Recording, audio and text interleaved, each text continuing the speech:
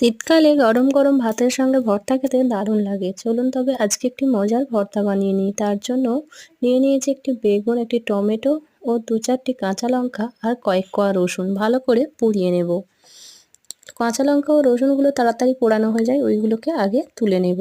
তারপর ভালো করে বেগুন আর টমেটোটি ভালো করে পুড়িয়ে নেব। তারপর একটি কড়াইতে সাদা তেল দিয়ে 2টি শুকনো লঙ্কা ভেজে তুলে নেব। এরপর কিছুটা চিংড়ি মাছ বেছে নিয়ে দিয়ে দেব। তার মধ্যে দিয়ে দেব লবণ হলুদ দিয়ে ভালো করে ভেজে তুলে নেব।